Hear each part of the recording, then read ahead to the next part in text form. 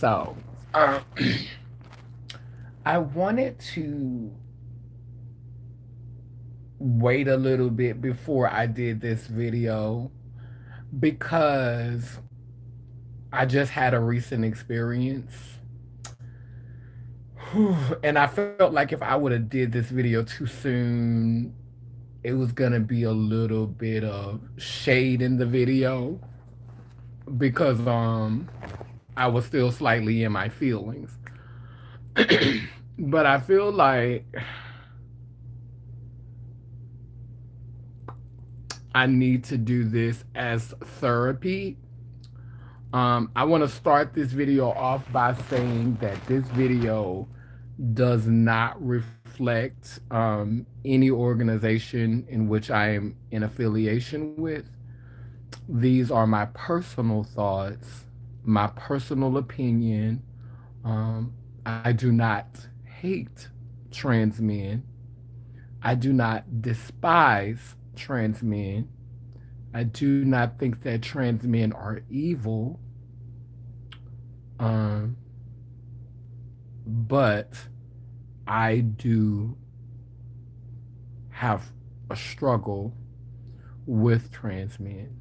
And this is a reoccurring theme that I've noticed that has happened over the years. Now, when I first discovered that there was a such thing as trans men, because for a long time, all I ever saw was studs. Um, and if you remember back in the day, we was punk sissies and faggots, and they was bull daggers and studs and dykes. But for a while, I didn't know what a trans man was because they, for the most part, many of them go into stealth once, for many reasons. I'm assuming, would have to do with safety. Um, yeah, it's just very different with trans men, So I didn't see a lot of trans men when I was younger.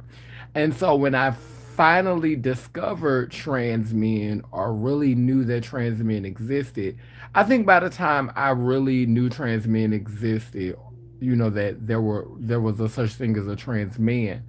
I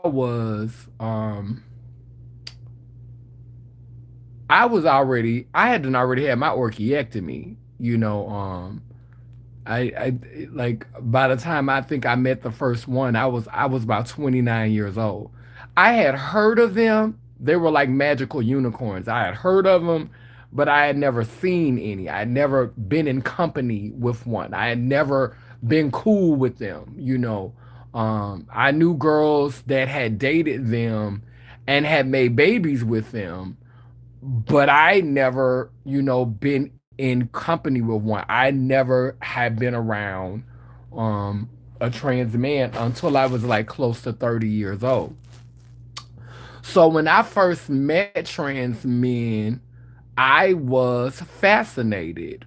Um and I'm going to be honest, I probably fetishized them. There probably was some fetishization going on because um like I said, I had not been exposed to them. And so I treated them like people had treated me. Oh, what is this? Oh, it's so, like just like I could remember my first interactions when I first went to B Tag. Um I did some embarrassing stuff like running behind trans men, like it was just embarrassing. It was just, the way that I conducted myself um over 10 years ago. Um well, not over 10 years. That was probably that was probably like 9 or 10 years ago. Probably, the first time I went to B-Tech, that was when I gave a cut up. I can't remember the trans man name, but I was fast infatuated with him. And before that, when I met trans men, I think I just kind of fetishized him. But I remember my first interaction with a trans man. It was after I had my orchiectomy. His name was Odie. We started dating, and I still had my penis at the time, and I never forget. He told me that if I ate his vagina, he could heal me of my sickness. He could heal me of the nothingness. You know, if I ate him while he was on his cycle, his river could heal me. And I didn't mind eating that part of his body. I didn't mind performing oral on him, but I wasn't ready to dive into that yet. You know, licking the bloodiness. I wasn't. I wasn't ready to eat the bloodiness. And who knows, maybe it would have healed me because, hey, I ain't saying that it's not possible. I'm just saying that I wasn't ready to eat a bloody, to eat that bloody area. I wasn't ready to eat him while he was on his cycle. So, while me and him was together, I topped him. I penetrated him. He never strapped me. I was doing all the eating and the sucking. I was doing all the eating and the fucking. I don't ever remember him giving me head, but I do remember him getting, me poking him and me eating him out. I remember me doing a lot of eating, and I remember me doing a lot of fucking. And I remember him being very controlling. I remember him being I remember feeling henpecked. And I remember thinking that if I wanted to feel like that, I wouldn't have transitioned. That's what I remember that. I remember when I stopped messing with him. I stopped messing with him because I felt henpecked. He was a man. He wanted to have complete control. He wanted to tell me what to do, what to wear, how to act. He's very controlling. And he also wanted me to eat him out and dig him down. And he was just very controlling. I remember that. And I had, you know, there wasn't any language to describe respectfully what was happening at the time. We didn't have the dialogue and the context, and the framework for communicating that we have now.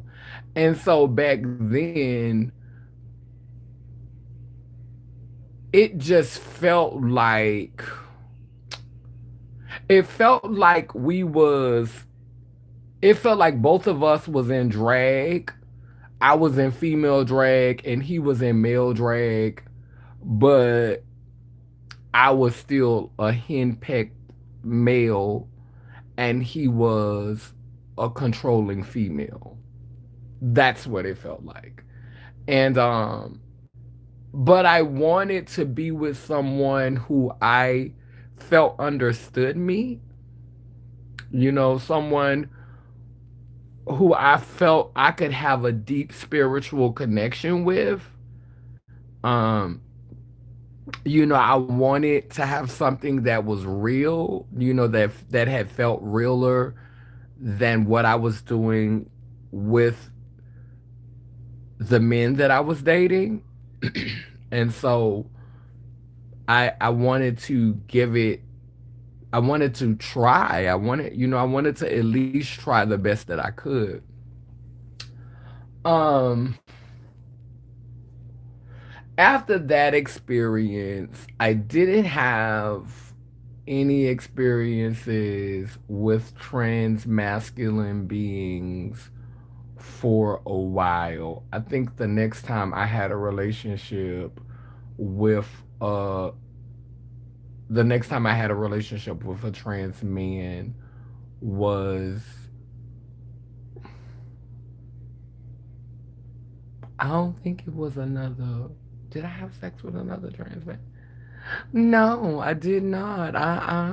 No, I didn't. I think I had sex with a couple of females after that, but they weren't trans men. And so the trail went cold on trans men for a while. And around, so that was in 2008 when that happened. I think that was in 2008. So fast forward to 2000, what, 13. I'm introduced to B Tag and this world of trans men. Was that B Tag? No, no, I went to B Tag in 2014 because I think the first time I went to B Tag, I did have my sex change. Did I? I think I did have my sex change the first time. Yeah, I think I did. So, yeah. So when I went to B Tag, I was already a sex change, and I don't know. I feel like my relationships with trans men have been difficult because I don't see myself in a way that other girls see themselves. I think that there's a lot of girls who are not confused about their physical anatomy, but mentally they subscribe to this idea that they're a woman, and there's not any conflict about that. And for some reason, the trans men that I encounter have like this really cloudy interpretation of their own identities, if that's making any sense. Like it's really cloudy. Like their identity is ambiguous, but when they're with me, some role play happens and it just gets weird. Like it's happened to me in the last couple of interactions with trans men. It's still happening now. Like the last trans man I was with intimately was when me and my husband did the threesome, and I was eating him out. I was eating him out, and there was no reciprocity. There was no reciprocity. And I feel like in the recent interaction that I almost had with this trans man, I felt like it was gonna be a repeat of that. Like, and I have trauma around. I don't want to call it trauma because I'm tired of claiming trauma. But with that stuff that happened with the guy from Trenders at BTAG, um, like I have a little, I still have issues around when he told me that his pussy was real and that my pussy was fake. And so it's like when y'all want me to eat y'all stuff, but y'all don't want to eat mine.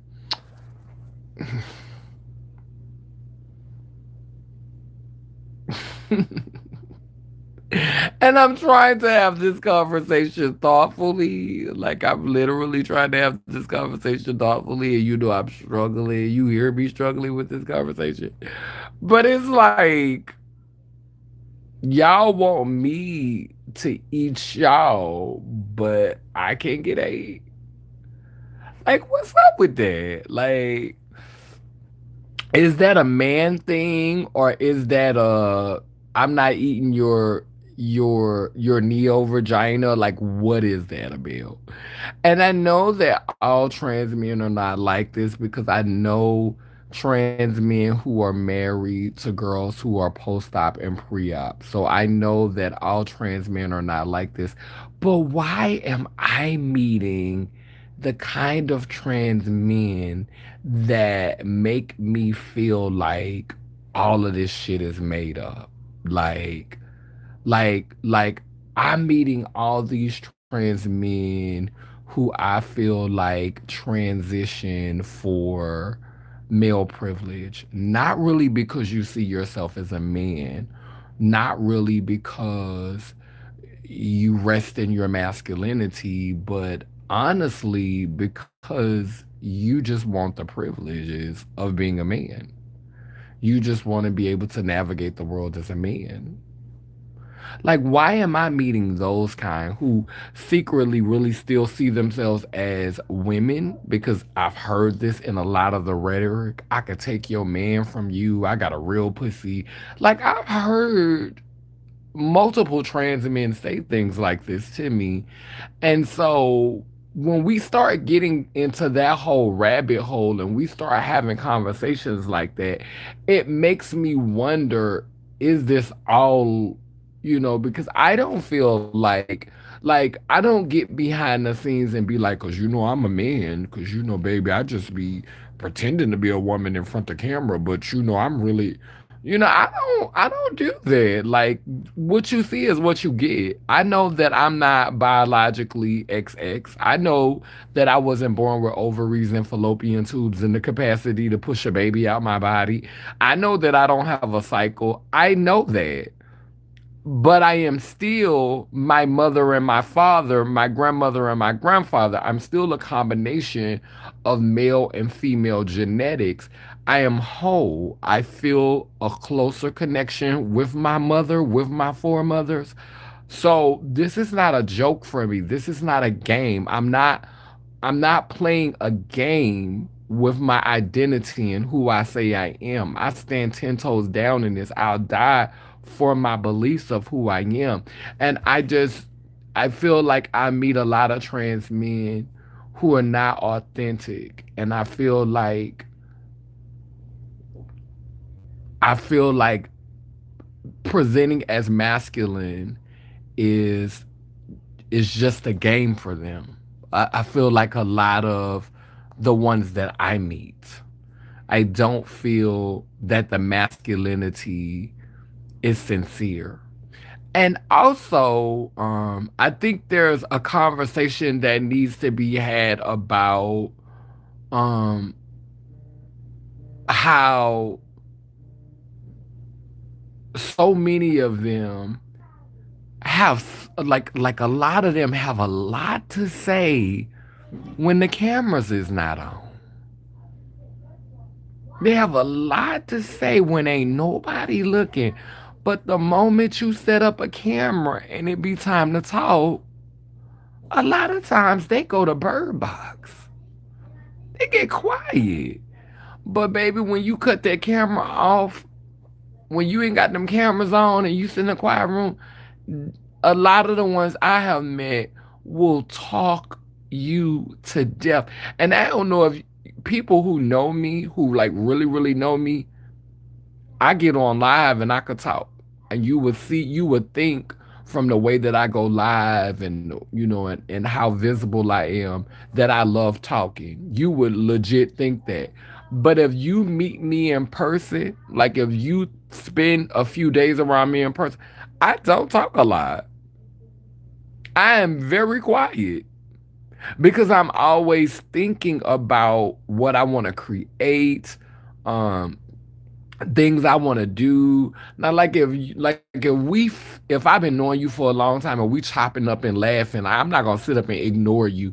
But I am not a person who needs to sit up and just small talk. I'm not a small talk person. I'm not a chit chat. If you feel like talking, I'm not that person. I like to consume content and I like to consume it in quiet. I like to write. I like to paint. I like to sculpt. I like to make things, and I don't need to talk to do that. So I get on live to vent and to talk. So I seem like an outgoing person who loves to talk, but I'm really not. That's the thing that you would learn. You would think, oh, I can talk, I can publicly speak, I can communicate. I'm not uncomfortable with that. I always tell people that I am an introvert masking as an extrovert. I perform being outgoing, being around people and being chatty and all that. I can do it because I'm a Gemini, but it's not. I don't really talk a lot. I want to talk, I want to hold conversations, but I don't want to sit up and talk all day long.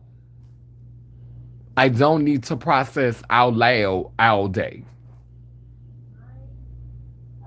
I woke up today, and the first time that I opened my mouth to say something out of my mouth was probably at about 12 in the afternoon when my cousin came and told me she was getting ready to go out of town.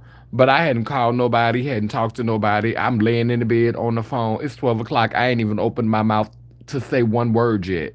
There are days where I literally lay in the bed the whole day, and I don't say nothing. I don't talk to nobody on the phone, nothing. I don't sing, nothing. I don't make any noise. I'm in my head the whole day. I'll make myself talk so I'm not being rude to people. Because I be in my own world. And so, what I find difficult to navigate with the trans men that I have met and have had personal interest in or romantic interest in is how communicative they can be when no one's looking, when there's no cameras around. But time is time for you to document that.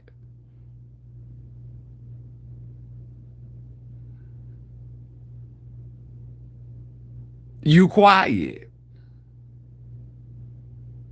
Cause see, when I go live, when I take pictures, when I make videos, when I put out content, it's more about documenting. I don't speak on everything. So when I speak on something, um, it is to document something that's important to me, something that means something to me. Like last night when I spoke on the Funky Dineva situation, that's a conversation that's important to me because we are in a time where black men, black trans women, black non trans women are all navigating a difficult season. Black cis non-trans men, we're all navigating a difficult space right now. And so when a big burst of energy is flung at trying to bring us apart, trying to separate us, trying to put out propaganda that is designed to cause friction between us. If you notice, I'll speak. If you notice, there's a pattern. I'll speak when there's a moment where I feel like there's something being pushed to disrupt how we're trying to come together as poor and working class indigenous people of color, black people, black indigenous people who are trying to come together on the bottom. Mind you, one of my girlfriends said this the other day, and she was born with a vagina. She said, Competition is for those on the bottom. Those on the top is collaborating. I'm looking at this whole Haley and her boyfriend situation, and I'm saying, how fucked up can this nigga be if he didn't out her? If she is pregnant, you would seem like, and he's so bad for her, it would seem like he would out her so she couldn't get rid of the baby if he was trying to trap her.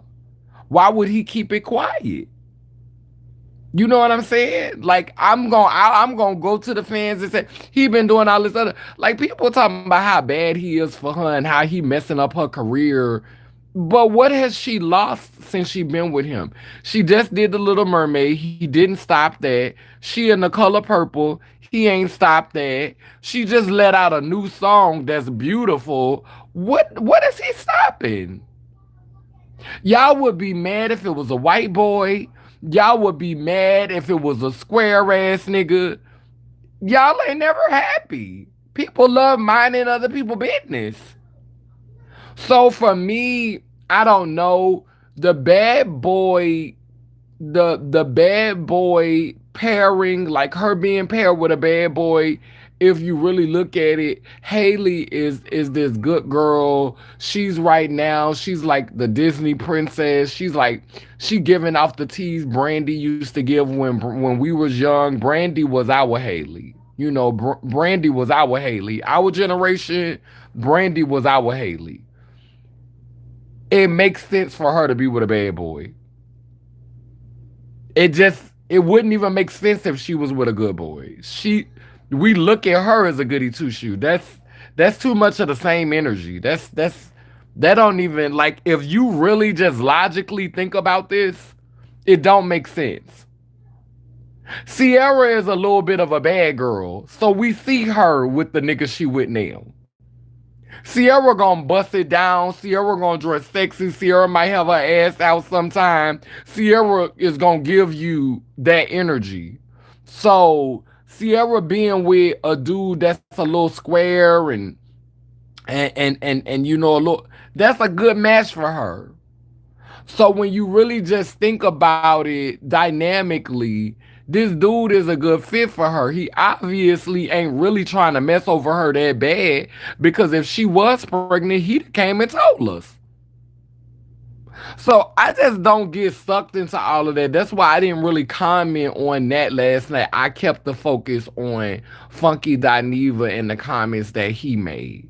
So when I do document something, when I do say something, I say something because I'm trying to process, I'm trying to get it out, I'm trying to, I'm trying to work through that. And right now, I don't want to be in spaces with trans men and it be awkward.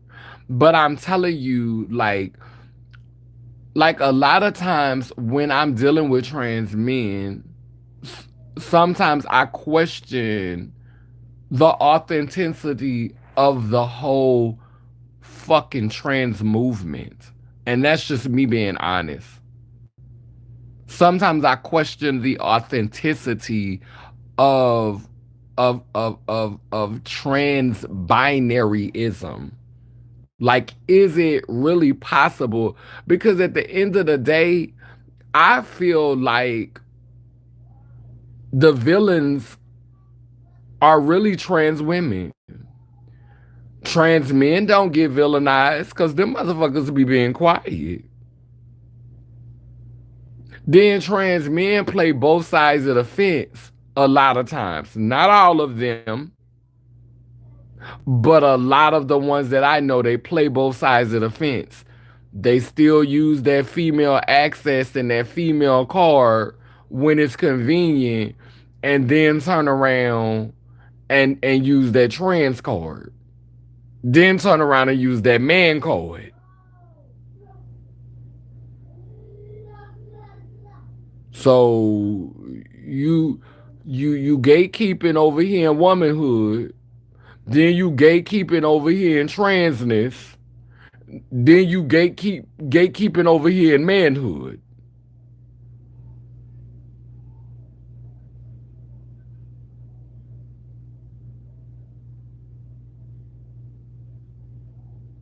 There's a lot of gatekeeping going on with some trans men. You want to have a whole moment in which you pussy pink booty hole brown, then you want to move over here and you want to be the center of the trans movement, and you wanna. I mean, like, even with the intersex thing, um, when I was at BTEC the last time, I was really ready to go into the non-binary space. You know, I've been using she and they pronouns since about 2015. So I've been using she and they pronouns at least 7 years. At least 7 years. And the last time I went to BTEC, I was ready to go into the non-binary space.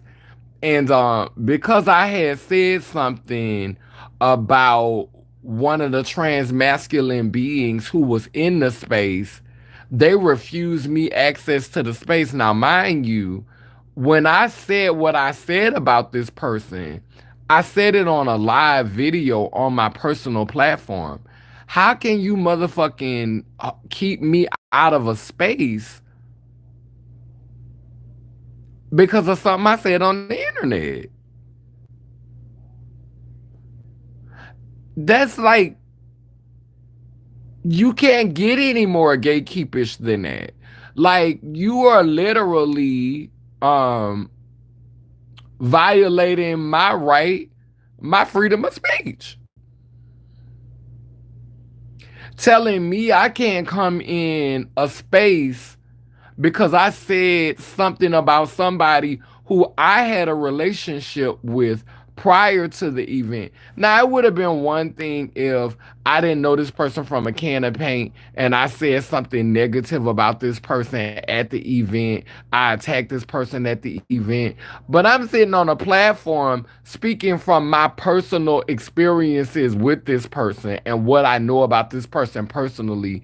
And so, because this person was was a trans this person's origin story was similar to the majority of the people in the room, because a lot of black trans women are not people who embrace non-binary. A lot of times, non-binary is often more regularly embraced by beings who are born with vaginas. So, in large part, you're starting to see more beings who are not born with vaginas embrace being non-binary. There are trans people who embrace being non-binary, but more often the ones who you will see embracing being non-binary will be beings who are born with wombs, beings who are born with vaginas.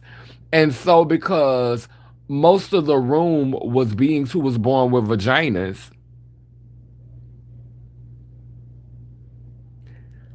they all safeguarded that person and made me feel like the villain. And that's the only reason why that happened like that. Because if there would have been more beings who were born with penises in that space, that wouldn't have went like that. Because they would have understood why I said what I said, because the person was villainizing someone else who was born with a penis. And so, because all of them in that room was born with vaginas, they ganged up on me and made me feel like I was the villain and exiled me from the space, which is in no way, shape, form, or fashion right, because he was in no physical danger.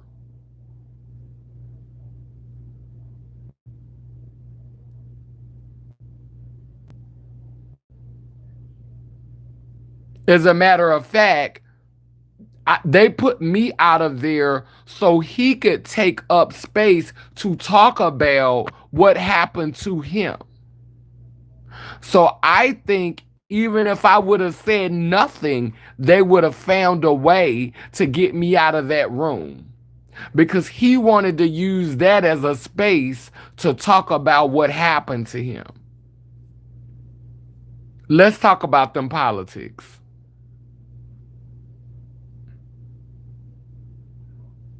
And at that event, I received some support, but not much.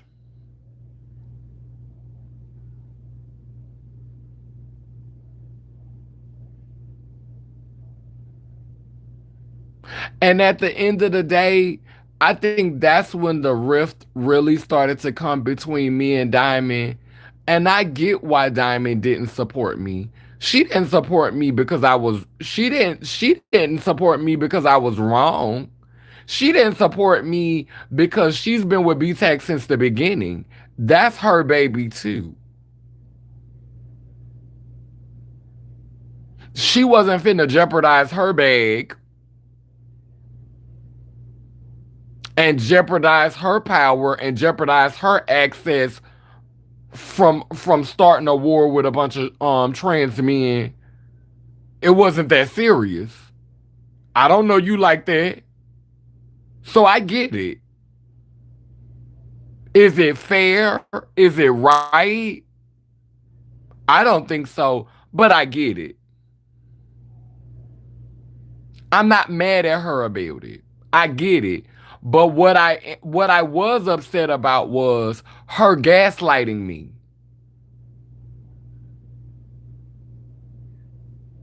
That's what I was upset about. She gaslighted the fuck out of me. Made me feel like I was crazy.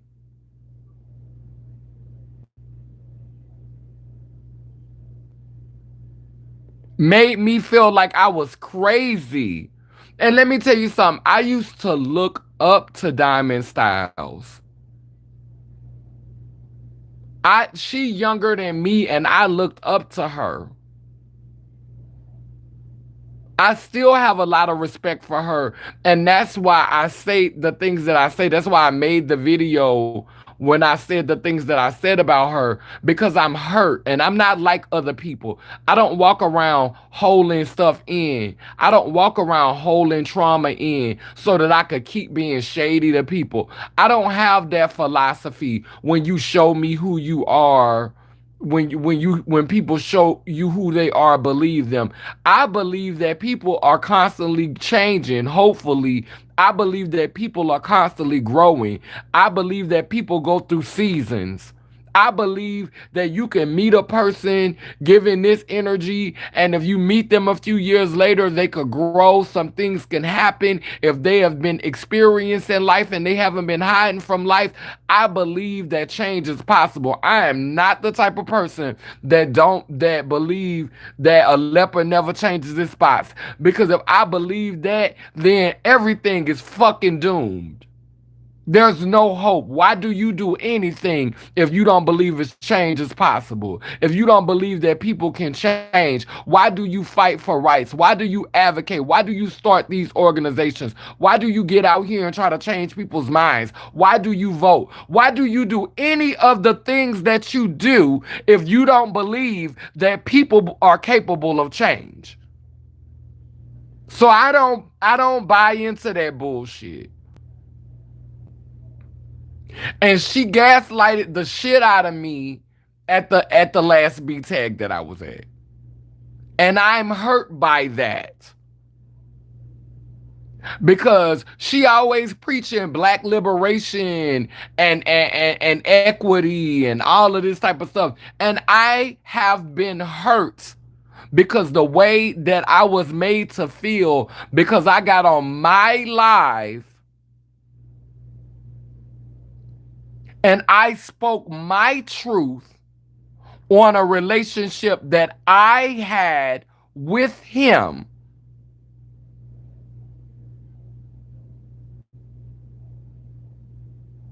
They censored me and they silenced me.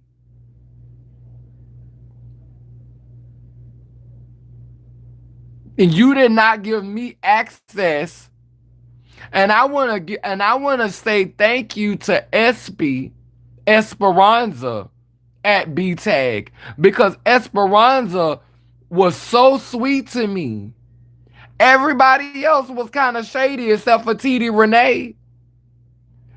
Brianna was cool. Brianna held my hand, and Brianna was there. And you know, like the way that Brianna been with me since then, though, like, you know, like kind of, you know, like being distant from me, you know, like the politics for me. I love Brianna. I love her down. She ain't never did nothing for me not to really love her, but it's the politics for me.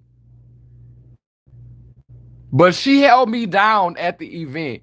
I was traumatized, and motherfucking Diamond gaslighted the shit out of me.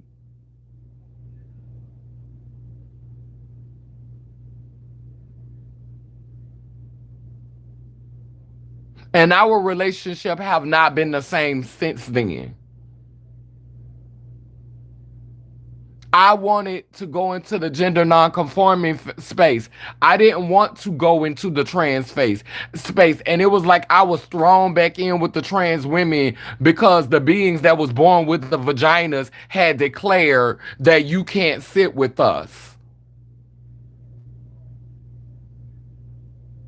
It gave very gatekeepish. You can't sit with us. And the thing is that even though I wasn't born with a vagina, I give very much trans masculine energy. I give trans woman energy and trans masculine energy, and some of y'all can't take that. That I'm whole as a motherfucker, a father sucker.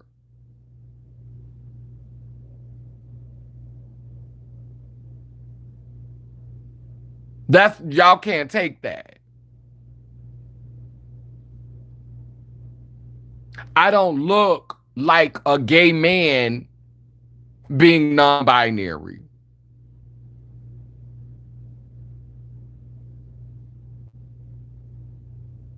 I look like a woman who's non-binary. I look like a female who says she's non-binary. That's what you don't like.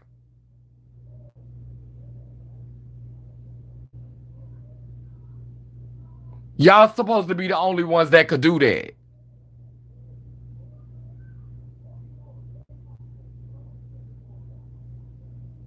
But Esperanza, shout out to Espy from New Orleans.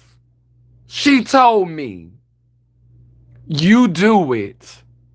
You are that. The one who was the keynote speaker that year, I was so in love with that person, whoever it was. Little Bob, Little Bill, I can't remember what their name was, but I was so in love with that person. I was literally worshiping that person. I had never seen anything like it before. I was so impressed by their being, even though they was quiet when I was gatekeeped about that room.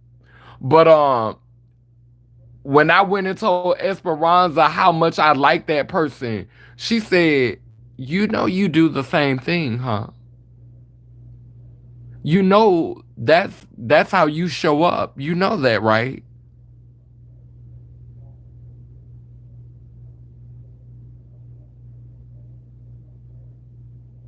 And that's really why I think y'all wanted me. Y'all didn't want me in that space.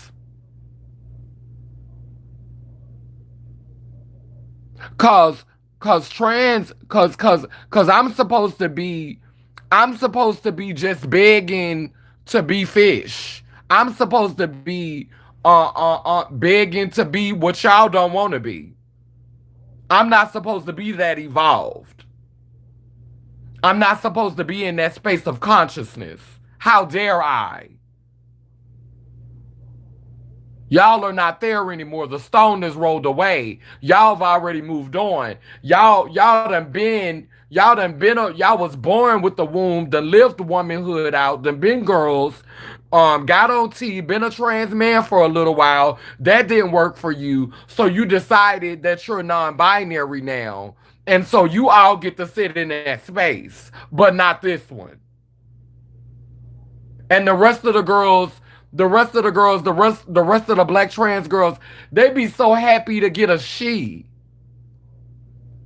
They be so happy for your scraps and your leftovers.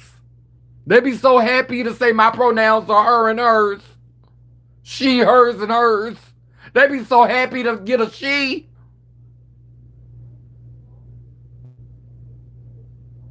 Y'all not threatened by that. That don't threaten you.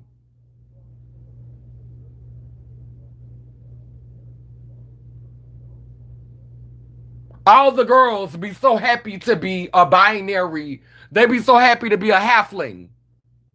And please don't think that I'm reading girls who identify as she. Cause that did come out like I was reading. But I'm passionate right now.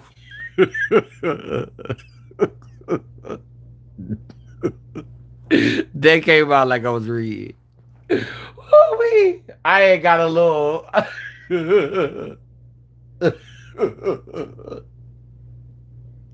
I went back to that place of trauma.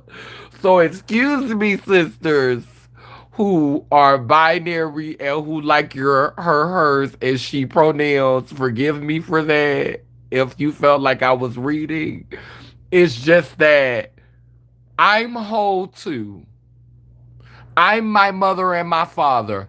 I had an opportunity to experience being a boy from from when I was born all the way up until the age of 13.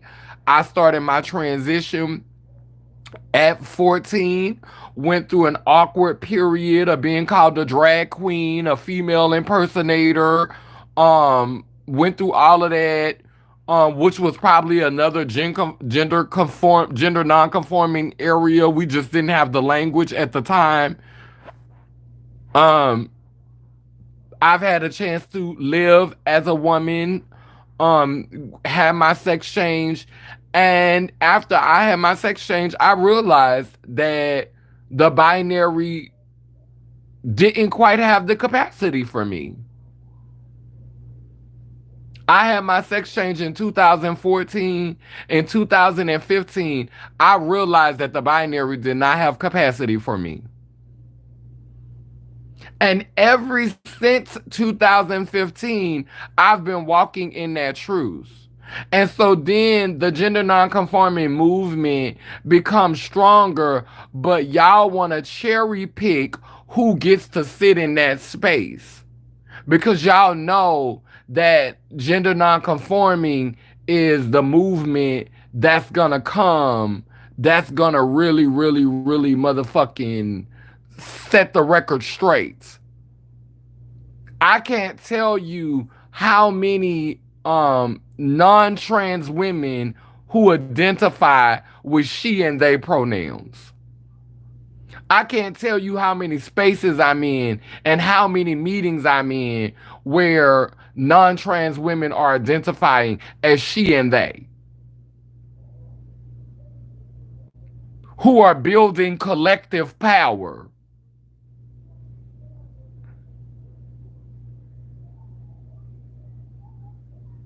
I be in so many Zoom meetings, and you go down the list and you see so many non-trans women. She and they, she and they, she and they, she and they, she and they.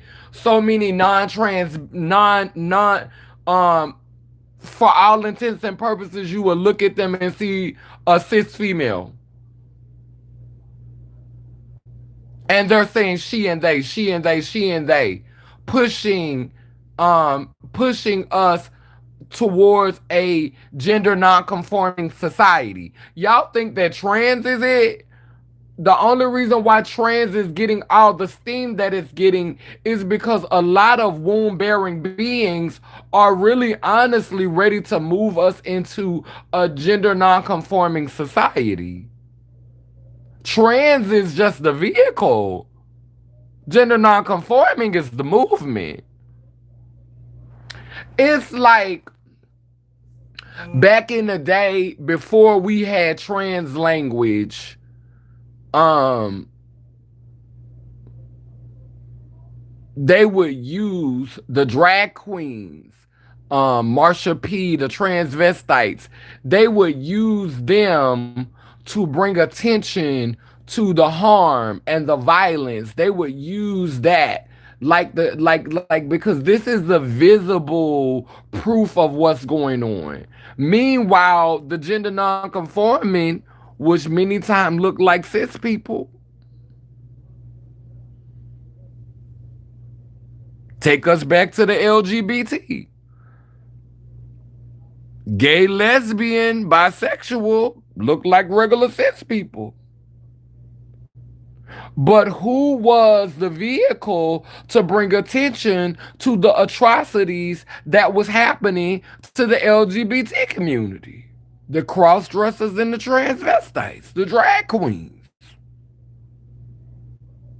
And so now that the language is evolving, you have still gender nonconforming people who look binary, who look cis, who use trans as the vehicle to push forward the gender nonconforming agenda.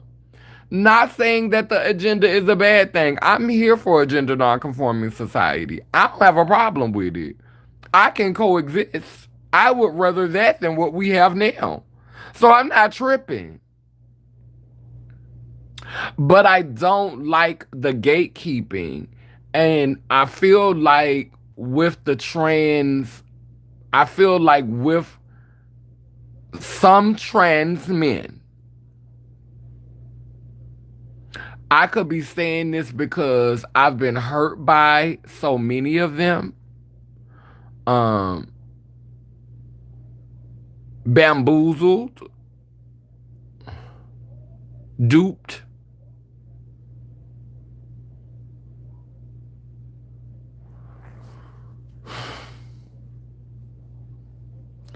And it's like, the asshole in me is like that the asshole in me is like, nigga, you ain't even got no dick.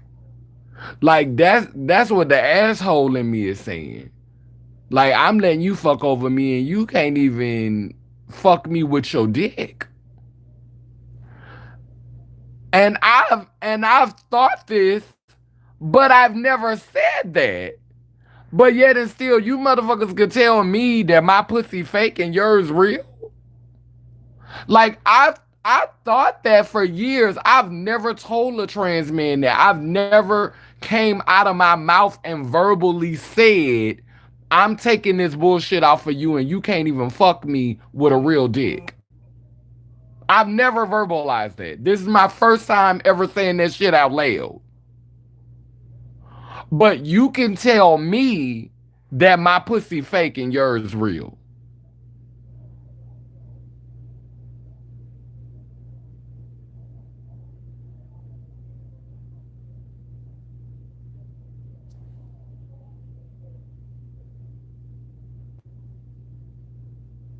You know how foolish I felt? I'm like, I've been holding back on you. I've been holding back on y'all because I'm trying to be sensitive to y'all as trans men. But y'all not sensitive to me.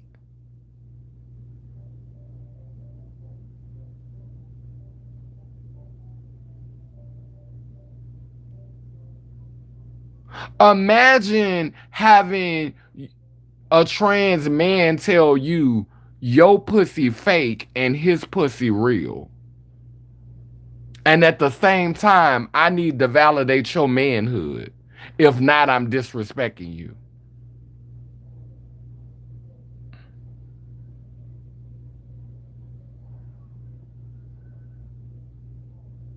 So again, this video is my personal experiences. It does not represent any organization I'm tied to.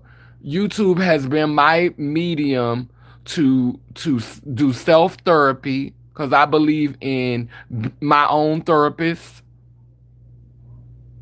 Yeah. Yeah, they say shit like that. Yeah, some of them, not all of them. Some. Yeah. Yeah. And you'll listen to the language that some of them say in private, and the language is very confusing because the language is given very much non-binary in private, but in public it's I'm a man 10 toes down. You know what I'm saying? And it's very confusing for me because you want to compete with me. Like, yeah, I done had trans men tell me they could take my man from me. Tell me they'll fuck my husband and cause they pussy real and mine's fake. Oh yeah, I've had all that. Trans men who I had sexual dealings with. And it's like you're a man when it's convenient, but then when it's time for you to fit in with the girls, the cis females, the non-trans women, when it's time for you to fit in with them, you a stud.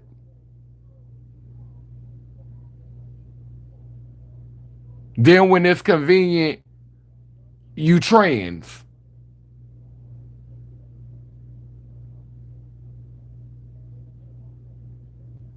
And so I just feel like in this movement, we gotta deal with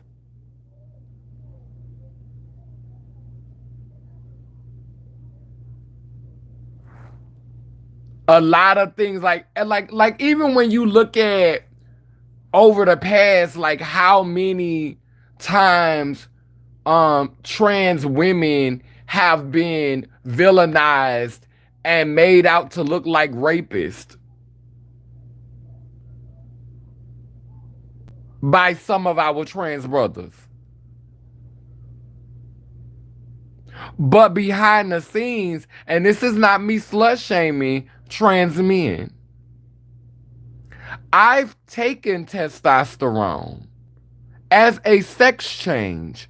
I know what testosterone gives.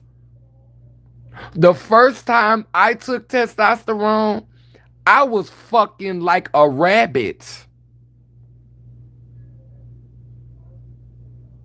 So I could imagine that some of them getting on testosterone had them fucking like rabbits too. I had to really, that's why I haven't taken no testosterone shot recently. I haven't had a testosterone. I take testosterone. I take one shot. I take a half a shot with estrogen every 3 months. I haven't had a shot of testosterone in about 5 months. The half a shot that I take with I haven't done in about 5 months. Still have a sex drive. I'm not, orgasming is hard. Still have a sex drive, still play with my toys, still, do a little subtle masturbation here and there. But I liked it because it gave me more energy. It made me wetter down there. And I just wasn't as emotional. You know, I could I could disassociate really easily, because it brought back some of that masculine, logic and ability to disassociate with your emotions. So but sex drive extremely high. Just taking a half a shot. So I could imagine what is given with them just taking straight testosterone and no estrogen. And, some trans men take up to 2 shots a month. So, yeah, a lot of them niggas be fucking. A lot. And then some of them revert back to that using how they were socialized pre-transition as a way to be violent toward their partner when they don't feel like they're getting the accommodations they're owed. So now I finna play, I finna be the victim now. This was a crime. This was something heinous that was done to me. I'm gonna play the victim now. After I done rolled your dick frontwards and backwards. Now I'm the victim.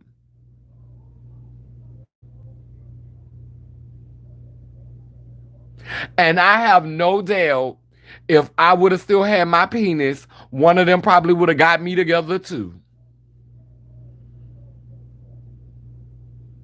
I would have been a raper too.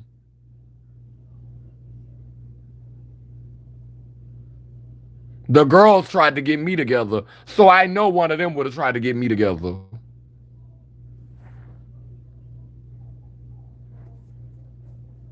But it was a ram in the bush.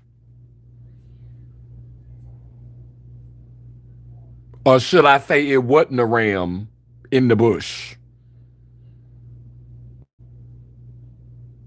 Or even better, I didn't have the equipment to ram you in your bush.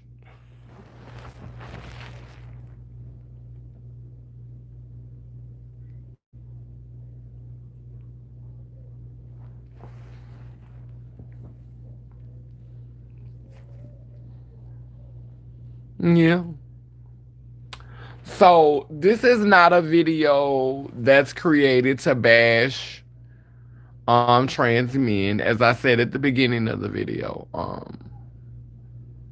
I'm not mad at any of them. Um I'm just disappointed, you know. I'm disappointed in um I'm disappointed in the gatekeeping.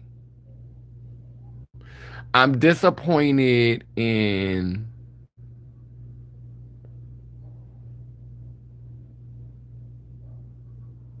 when I was going through my masculine phase, that was when a lot of them were offended with me. And it was like, "Oh, you can't speak for us," and "Oh, you don't have the right to speak for us." Who the fuck said I was speaking for you?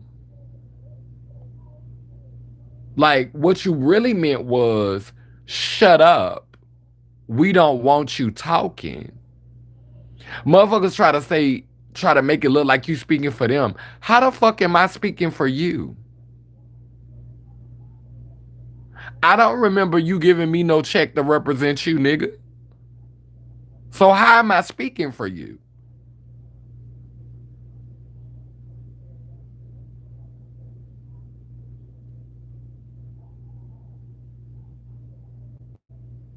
And maybe if you spoke for yourself a little more, it wouldn't be no confusion. And I'm talking to the ones that it apply to. No hit dogs, please.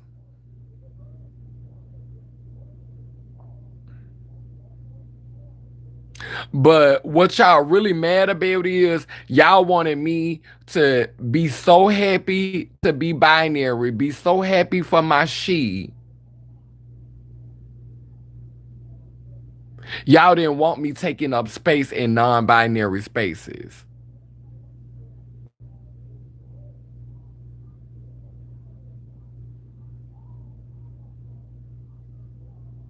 Cause a lot of trans women are controlling, do still think like men, do still maneuver like men. And y'all like that. Cause y'all could control them.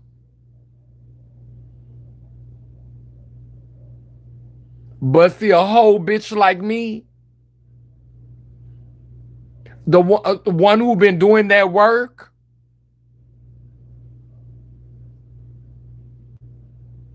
y'all can't get me together like y'all could get them motherfucking girls, like y'all could get these other girls together. Cause y'all be getting these girls, baby, these trans men be getting these girls together.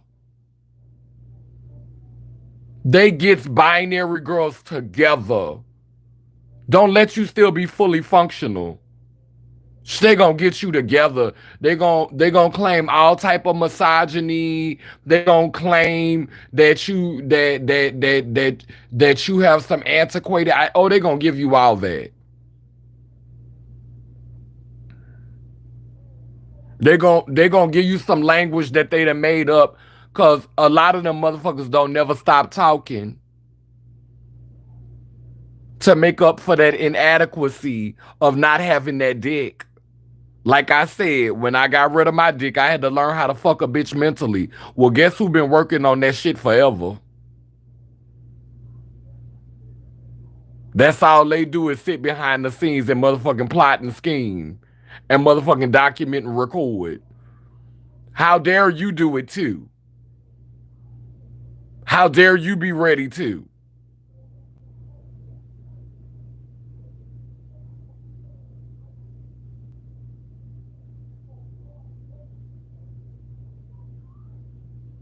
They love it when a girl keep her dick.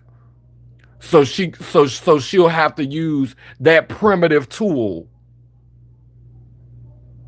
That's her weapon, that primitive tool. Meanwhile, these motherfuckers here using this up here and motherfucking running circles around everybody.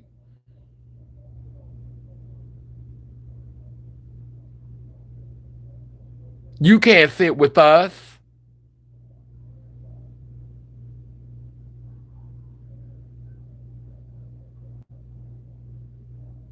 Gender nonconforming is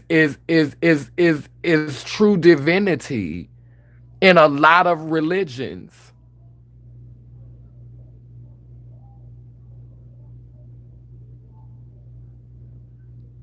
Being intersex, whether it's mentally or physically, being androgynous, that is the symbol of divinity.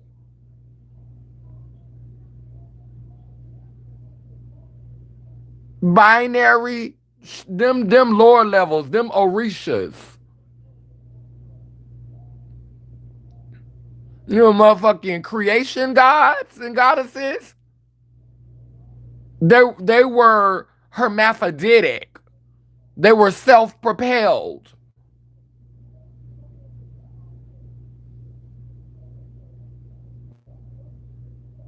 You can't sit with us in the temple. And see, that's the hierarchy. People think, oh, it's just it's it was with the eunuchs, it was um the pre-ops and then the post-op sitting at the top. But sweetheart, we haven't factored in the transmasculine beings. We haven't factored in the eunuchs that was born with wombs. We don't even talk about that. The Bible doesn't even tap into that because it's a patriarchal document. So we ain't even talking about the female born eunuchs. We ain't even tapped into that.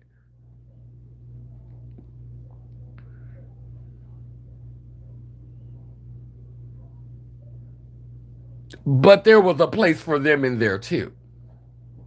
Please know that. We ain't never had that conversation. And ain't nobody else gonna have it. Cause we people ain't trying to go that deep. And a lot of people count on that. They count on us not to go that deep. But I'm gonna go ahead and end this live.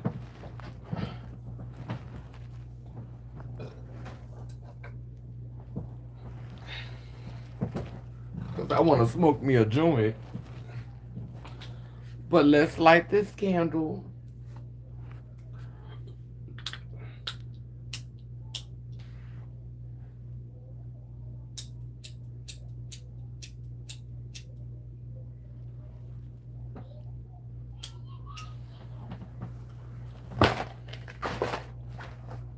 I did some painting today.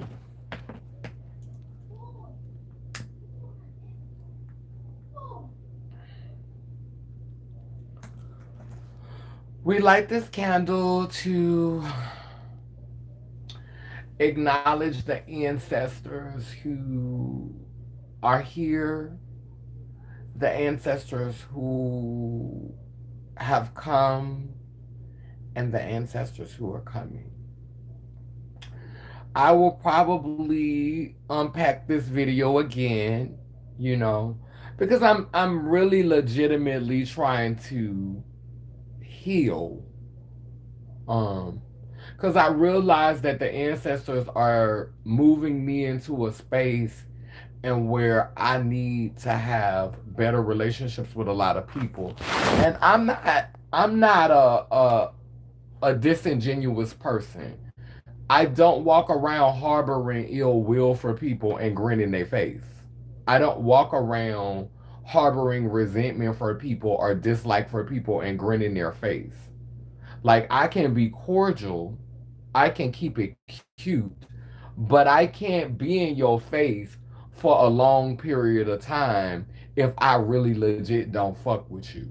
And so before it gets to that place of where I'm just always in an awkward space with some trans men, because I have met a trans man recently and there wasn't any sexual it wasn't a sexual relationship. There was, like we just literally legit cool.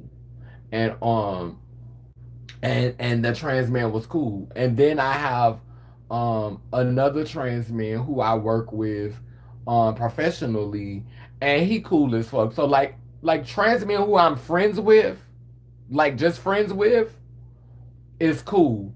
But trans men who I have done, like some of the trans men who I have had like personal relationships with, like personal, like borderline the potential to be romantic or trans or yeah, well, I'm gonna say the potential to be romantic, even though that shit that happened in B-Tag, that was not the potential to be romantic, but we did have a relationship that was, it wasn't very professional. I'm gonna say that,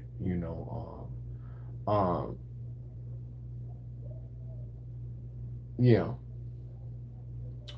So yeah.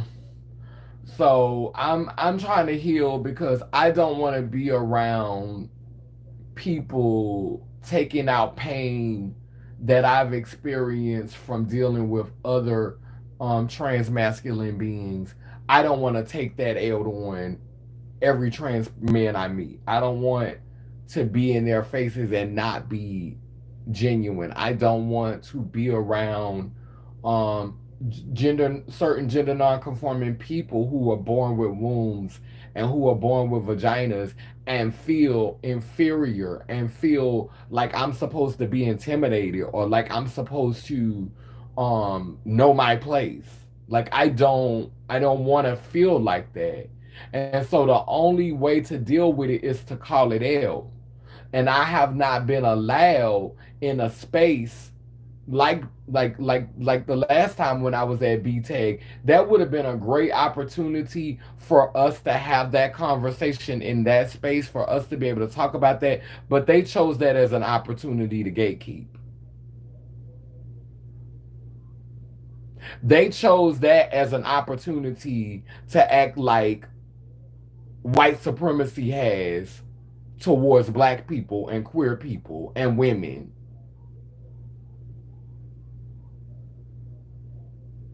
That's what they chose to do with that opportunity instead of being what blackness really is. And blackness absorbs all things, it absorbs all the colors. Blackness is supposed to have the capacity for everything. How dare you call yourself black trans advocacy and you don't have capacity for blackness?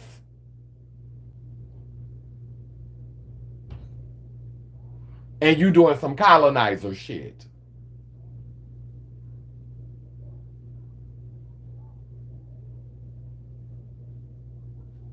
That's it. That's all.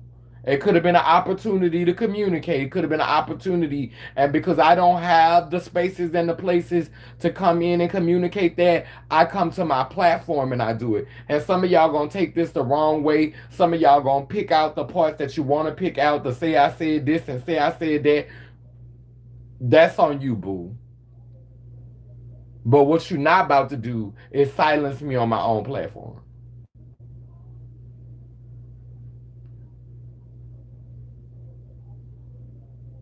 I need to get this off me so that when I'm in spaces and places, I can be able to communicate in a way that is less hurtful because I'm letting some of it out now.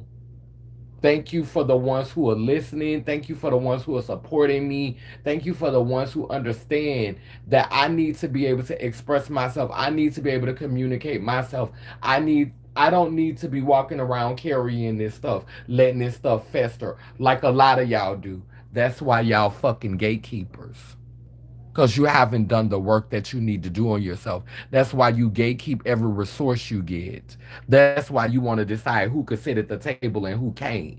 Because you ain't worked on your fucking self. Niggas and bitches. And I said what I said.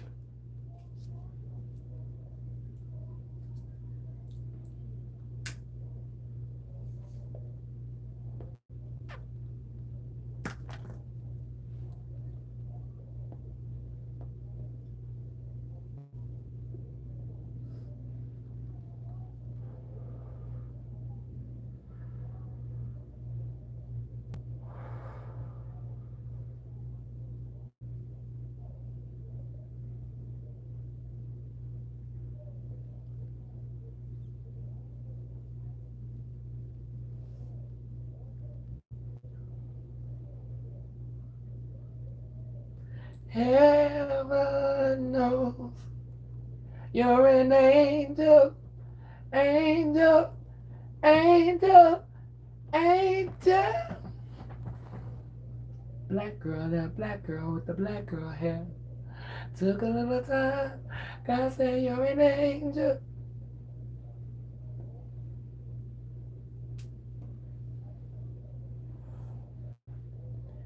Heaven wears your halo. They know.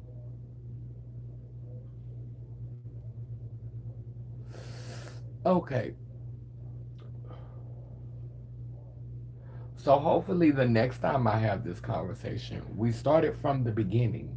That's why this has been an hour and 17-minute live. I sit up here and talk to y'all like I was talking to my therapist. I started from the beginning. And in the beginning, there was accountability. So when you bitches want to sift through this and try to use this to motherfucking make some mess with what none, play the whole fucking tape. Because I started from the beginning and talked about what I did and how I acted. I took accountability for me. Now, if you want to sit in your trauma and your pain and you just want to talk about that, don't come at me gaslighting me talking about I played the fucking victim. Because, bitch, I didn't. Nigga, I didn't.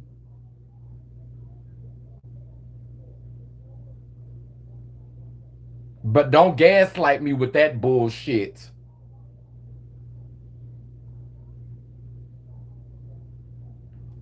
Bitches always want somebody to talk PC to you bitches and niggas ready to cuss. You bitches wanna gatekeep language. You bitches wanna say when it's okay to cuss, when it's okay to eat that greasy pork chop. Bitch, you got me fucked up.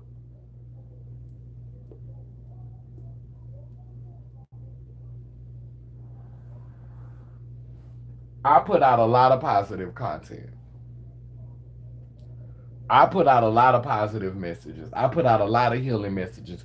You can go and look at every song I have released on my platform. Now, I'm not going to say it's not no songs out with me cursing in it, but every song that I have released on my platform so far, there are no curse words in any of the songs. that I've released, Kinin Mafa. Me and Lucy have made songs together, and I am cursing on some of the songs that I've done with her on her platform. They were never released to mine.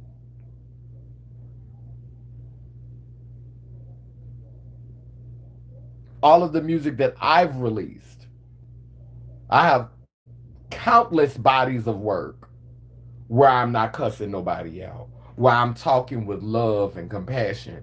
But sometimes you gotta eat that fucking greasy pork chop. And tonight it wasn't even straight greasy pork chop. We did a blend.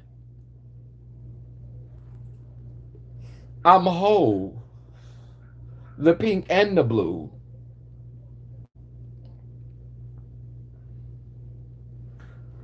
The pink and the blue. It's the blue and the pink from Divine You Gonna Drink. Period.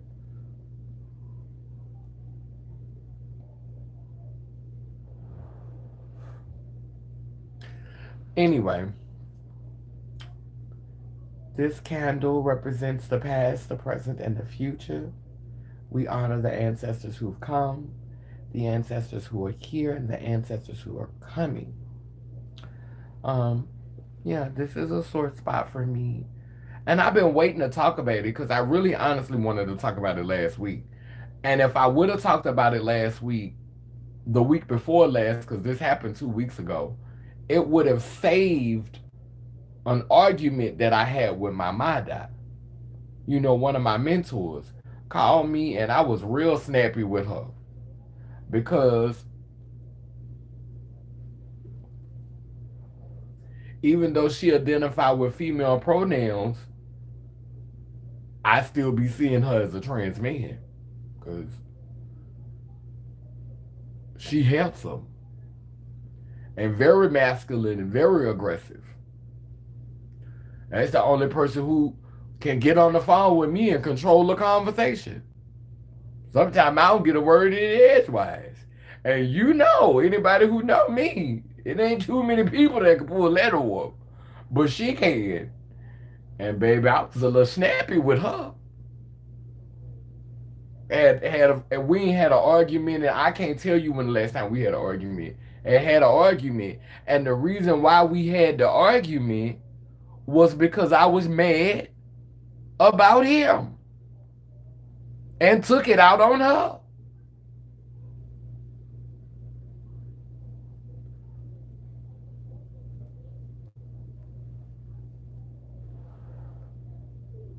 So when I tell you that I'm trying to heal, now I don't want people running over me, but I do want to have peace. You can't guide others if you don't have peace. How can I how can I continue to guide people on their journey if I get stuck somewhere and can't move out of that space? And I was moving out of that space with trans men. But when this thing happened, that recently happened, it brought me right back to that space of self doubt, feeling inferior,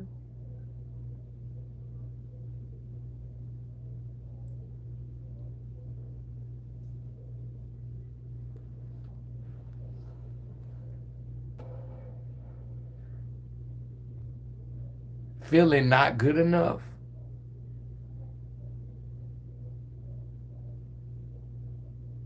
And it ain't nothing more hurtful than when one trans person who's supposed to be you yin and yang, or if you want to look at it as we both yin and we both yang.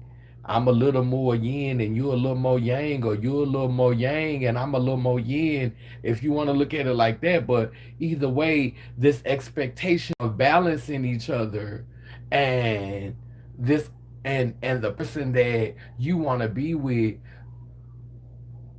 doesn't really respect you or have capacity for you, because of physical attributions when society is always, you know what I'm saying, judging us based on what we can accommodate them with using our bodies. Motherfuckers won't control our bodies. We can't have autonomy. And then with each other, it's like we've been conditioned to want certain things. We've been programmed to want certain things. I know this. Niggas was running dick up my ass for years. Niggas trained me to love dick. So I had a big ass my whole life. Niggas, grown men was fucking me from the time I was 14 years old. I was trained to fuck. I was bred to fuck. Then when I got older, I was bred to start fucking them through prostitution. They was fucking me from 14. But then when I got grown, the game flipped. I started fucking them niggas for money.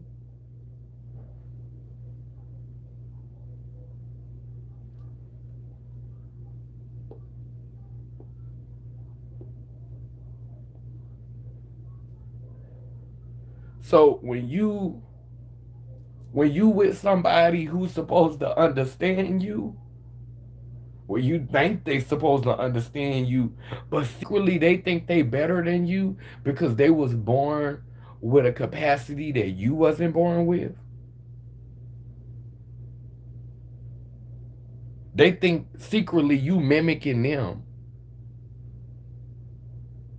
because secretly a lot of them still feel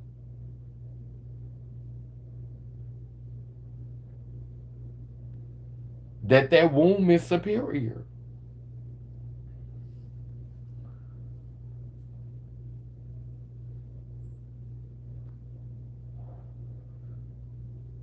But that womb has been an incubator for slavery. We gonna talk about that. That womb has been used as a doorway to bring our ancestors into a dimension in which they can be commodified like livestock.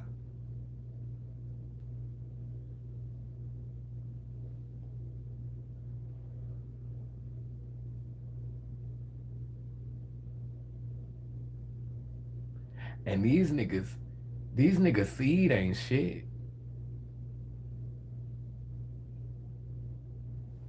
A lot of these niggas out here spilling their sperms, the genetics is wonderful.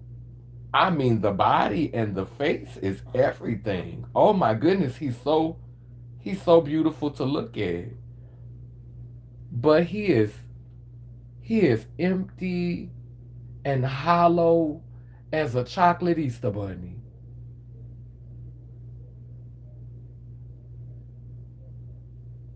He play video games, sit around and get high, go and work all day for Massa to get a check, and Massa don't give a fuck about him unless he come to Woods. And he give all his time and energy to that, then go sit up and talk shit with his boys.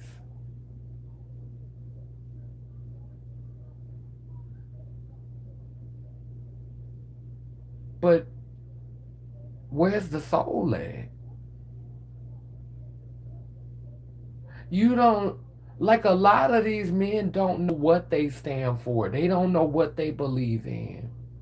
They just going with the crowd.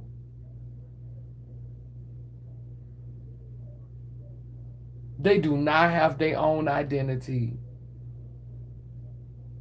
And it's the easiest for men to be parakeets because it's such a big community that supports them in bullshit. Like, you know how they say everybody got they support system. And motherfuckers make it like men never had therapy.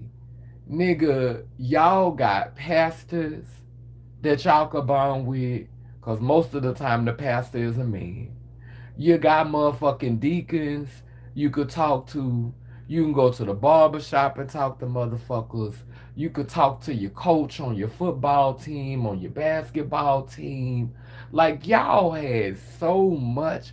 Like, niggas always talking about how they ain't got no support and how they don't never have nobody to talk. Man, you niggas always got somebody to talk to.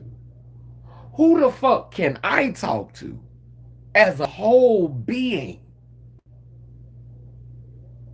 Because a lot of times females didn't get it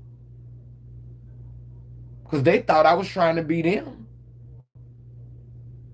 And men, they didn't even want to have the conversation because they didn't want to see it in themselves. They didn't want to come to terms with that side of themselves. So this one over here, say you a copycat, you trying to be me. And this one over here don't even want to talk about it. Because I'm not trying to admit, ain't no hoe in me. So I can't talk to him really. And I can't talk to her neither. I could talk to her sometimes if I'm sounding like her sidekick and worshiping her.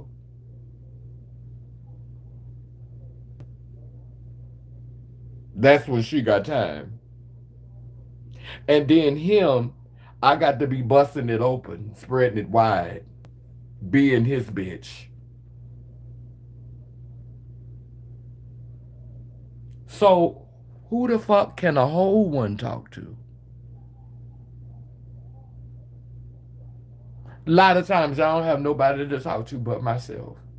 And motherfuckers ask me why I did drugs. I I couldn't even talk to gay people. Cause you bitch halflings too. A lot of you.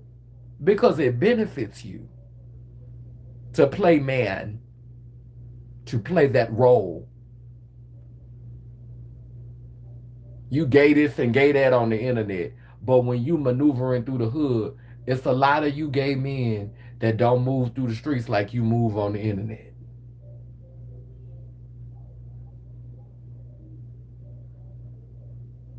It's a lot of you lesbian women don't move through the streets how you move through this internet. If they don't know, don't ask, don't tell.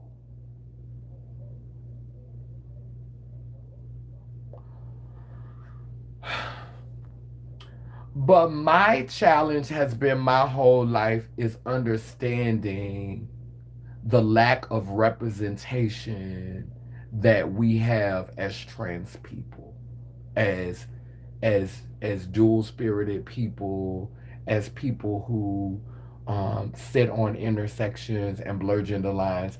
I've always known that we lack representation, and just because we have people like Hope Giselle, people like T.S. Madison, people like Angelica Ross, people like what's the other light skinned girl name that played on Pose? MJ, and the other one that played I can't think of her name for nothing in the world right now. She's a cute girl though with the little curly hair. And she married the Poppy on Pose. I can't think of her name right now. But we have and Laverne Cox and Janet Mock, all those girls. But just because they're visible, that doesn't mean that they're decent people. Visibility is just that. It's visibility. We don't know how any of them are in real life. I met Angelica once, and I can't deduce anything about her personality from meeting her that one time. I've heard things and they haven't been good. I've heard things about all of them that haven't been good. And then just seeing how Laverne Cox was at the beginning of her career, she was, very engaged and, well, at the beginning of her connection into the community, like when she started to cross over and mingle amongst the people. But she very quickly stopped that. She very quickly kept herself from being accessible. She very quickly went to becoming very aloof. Like she would get on stage and speak, and she would have to get paid an obscene amount of money, and she would not come out in the audience and engage. I saw this for myself. No one told me this. Now, Janet Mock, I give her, Janet Mock was much more accessible. Like, I've never seen Janet Mock be like, I'm not engaging with y'all. Like she was more accessible, I think, back then than Laverne was. Like you could actually be really close to Janet, and Janet would support that. But there were some girls that are very, they don't really do the community and they don't really engage. Um, and so I can't really speak to, like, I love Cat Black. I love her. I think she's an amazing trans person. She's an amazing human being. She's an excellent storyteller. I watch all of her stuff. I love how articulate she is and how she expresses herself. And she is a amazing representation of the trans experience because she gets people together and she is so thorough. But do I think that I would probably like her in real life? That I would want to be friends with her? I don't know. What makes people special is in the industry is talent and mystery. Extreme talent. If you have extreme talent like Beyonce, Beyonce is very mysterious because she's extremely talented. She's very driven. And I think that's what Cat Black and Beyonce have in common. I think both of them are Virgos. And Virgos, like Virgos is, they like perfectionists. When a Virgo set his mind to something, but Virgos can also be very divas, very controlling, very overseer tease, and I know this because my damn biological sister and my biological mother and my trans mother are Virgos, and I know the energy that they give. I love them. Get me wrong, love them to death and to life again. Love all of them. But I know it's that you gotta tippy toe around a little bit energy. You can't stomp and say it with your chest. You Virgos is not having all that. You're not about to stomp around them and say it with your chest. You're not about to do that. You got to really be thoughtful when you talking to a Virgo. You got to be thoughtful. You can't just be reckless out your mouth. And for some people that's banter. Like with Pisces, Pisces like a little bit of that. Pisces like a little. Pisces is Virgo opposite. Pisces like a little bit of that. Let's but Virgos, my nerves bad. I ain't. Who you playing with? So you gotta be like I'm very good at distinguishing people's personalities um after being around them a little while because every sign is not the same. Some people are raised by other signs and they're influenced more by that sign. So you can't always read a person by their zodiac. You have to think about their influences. You have to think about all of the planets that, all of the things that are in place in their zodiac. but just even their influences. Like, a person can be raised a Virgo, but heavenly influenced by a Gemini. And so, even though Gemini ain't in their chart, Gemini's still in their chart. Because the people that are in your circle influence you. And so you can be influenced by other zodiac signs. And of course, that's going to impact your zodiac sign. That's why, I'm not a person who gets into the whole tarot card thing, because for me, that's personal. You know, I don't, I don't really I don't really feel I just don't connect with the art of tarot card reading. I've had bad experiences with it, and I think the reason why I've had bad experiences with it is because I think that that is something personal. I don't think that random people should just be reading you tarot cards. I don't think that that should happen. I think that when you do tarot cards for someone, I think it should be a person who's had a chance to be in your company a few times to feel your energy out.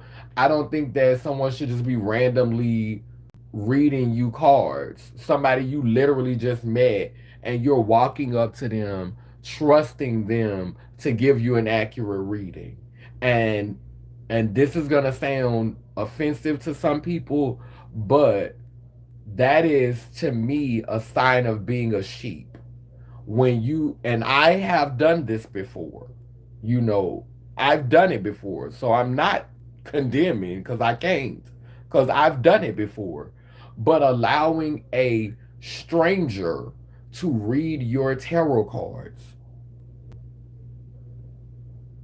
to me, that's something like, I literally would have to, if I did read somebody's tarot cards the first time that I ever met them, I would have to sit down and talk with them all day, feel them out. Like, I just have to spend a couple of days around a person, because you have to fill out a person's aura. You have to fill out their energy before you can speak over their life and do it effectively. Like, be able to say it with conviction. Like they got people around here selling you dreams, and they don't even they literally just came into your space.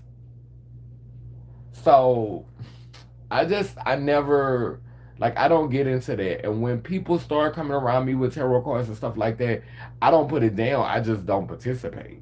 you know and I'm not gonna say that I would never get into tarot card reading, but before I did anybody's tarot cards, I would legit have to, I would have to, in order to read someone's tarot cards, I would have to make my own cards. Like, I would have to paint the cards and put pictures on the cards and make all of the cards individually myself in order for me to trust reading someone's tarot cards. Like I would have to have a personal relationship with the cards in order to do that. And until I make my own tarot cards, that's the way. Yeah, who is it? Yeah, what's up, JoJo? Yeah, I'm on live.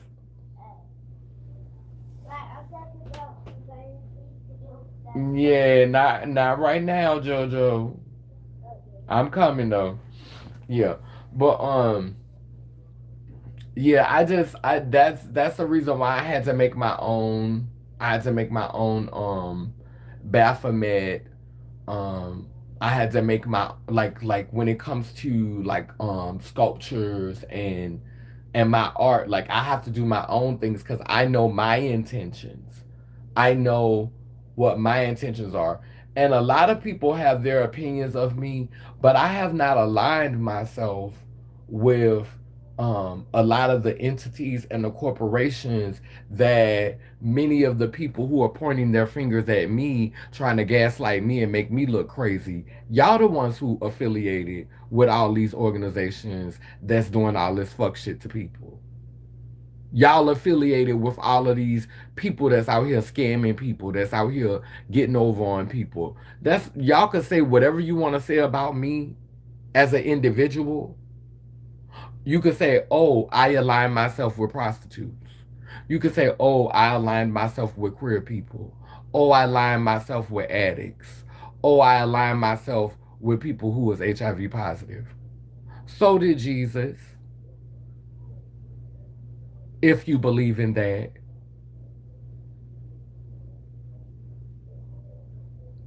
Who Jesus didn't align himself with?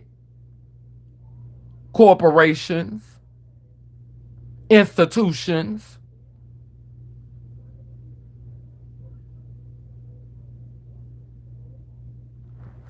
So you could say what you want to say about me, but I'm more like Jesus than a lot of you and don't even follow him.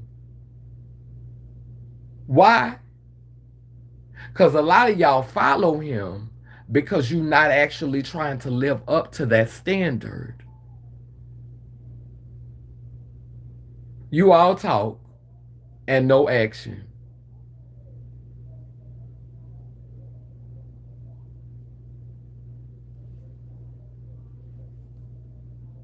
Mm-hmm.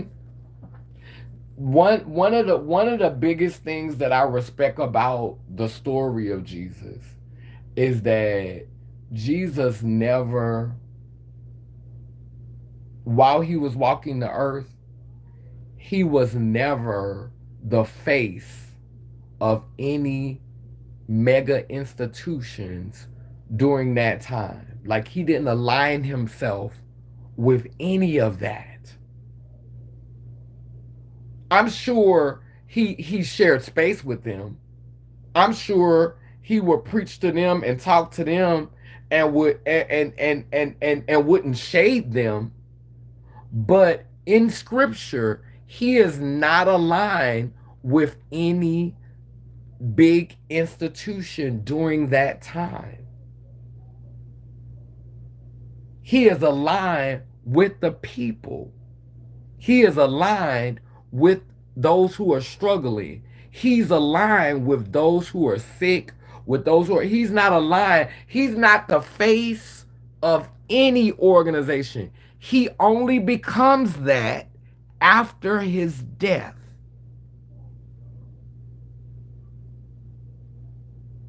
After he transitioned, after he was no longer physically walking amongst the people, that's when they tied him to institutions.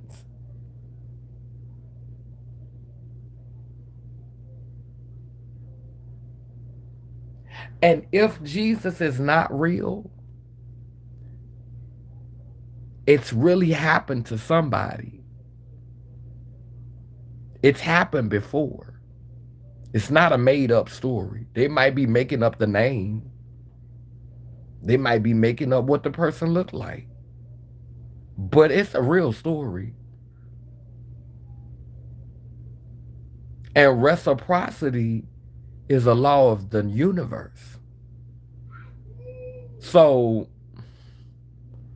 y'all might think y'all getting away with something,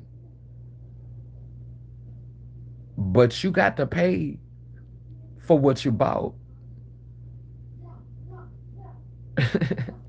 You know, in capitalism, don't nothing come without compensation. And so y'all have used that energy, the energy of that entity. It's energy tied to what capitalists in these institutions are making money off of. Y'all are capitalizing off of a spirit that you don't embody. Charity, looking out, walking with the people. See, Jesus walked with the people, not way in front of them, not up here while they was down there. Now, I do think that that was the symbolism in that Sermon on the Mountain, putting him up on that mountain like that and having the people down. I do think they tried to slip in a little subliminal message with that one, that Sermon on the Mount, because Jesus is on the mountain, so Jesus is over everybody else. But in real life, most of the stories of Jesus, he was walking with the people.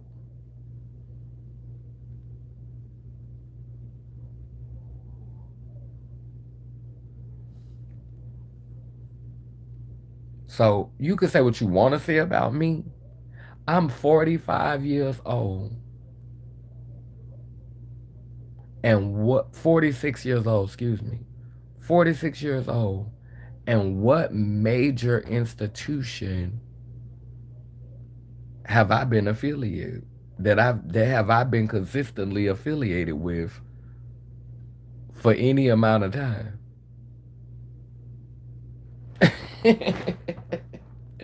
And even when I worked there, did I allow myself to become the face?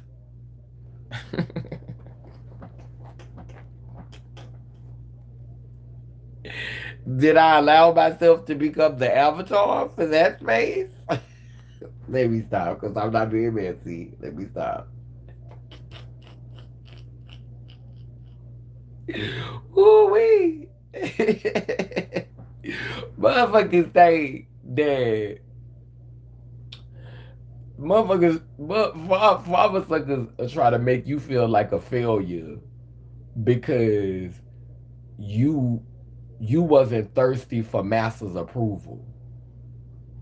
I wasn't thirsty to be ups on the plantation. True. People do want a job. People do want to work. People want to feed their families. People want to take care of their loved ones. I get it.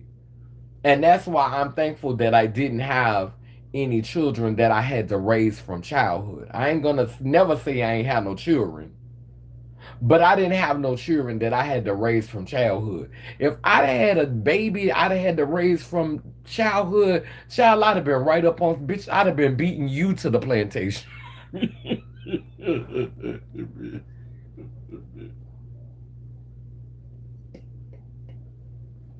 Bitch, if I had to raise some children, bitch, I'd beat you to work, bitch.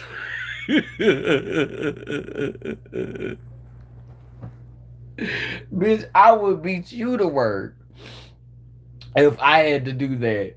So for me, because I didn't have to have any children, I was never I never felt bound. Like I've been able to travel, I've been able to move the way I wanted to move, I've been able to experience things, I've been able to walk away when I needed to. I've been able to walk away from things when I needed to.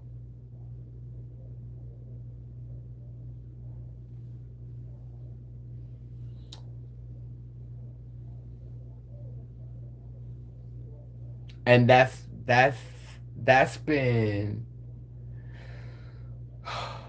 that's been the best part. Even when I'm going through like my saddest days, my I know that I can walk away and I don't have to worry about this little person, you know. I didn't assist in bringing a life here, and I don't have to assume that just because I'm offering it material things and giving it the opportunity to be indoctrinated by our colonizers and our oppressors, um, with an expensive um, tuition that I'm able to pay. I don't have to feel like I don't have to feel like I'm responsible for bringing a child here to get on his knees and pray to half of itself. Like I'm literally Like I would like imagine because if I would have had a child, 9 times out of 10 I would have had it before, I came into the consciousness of where I am now. So my child would have been a Christian. They would have been praying to Father God, King Jesus. I would have raised a halfling. And then imagine me raising my child to pray to Father God, King Jesus, and me having this awakening. Or maybe I wouldn't have even become a sex change. Who knows? Who knows how my life would have been if I would have brought a child here? But imagine me having my awakening and now seeing myself as whole, and I done taught my child this. 10 toes down.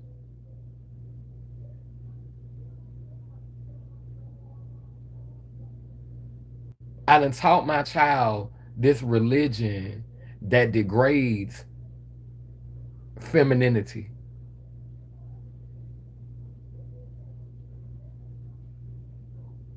that rewards violence and war.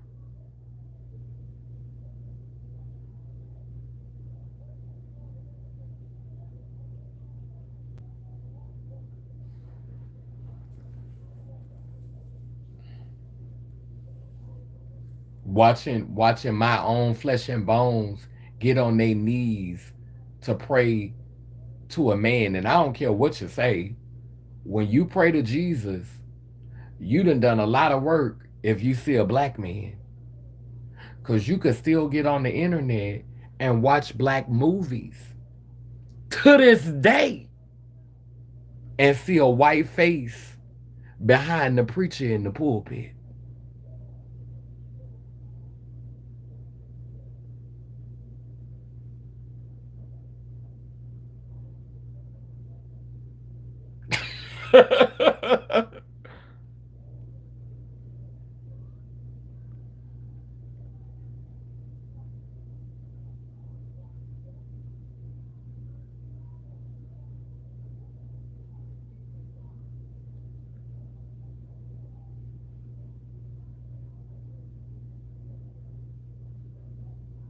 Mmm.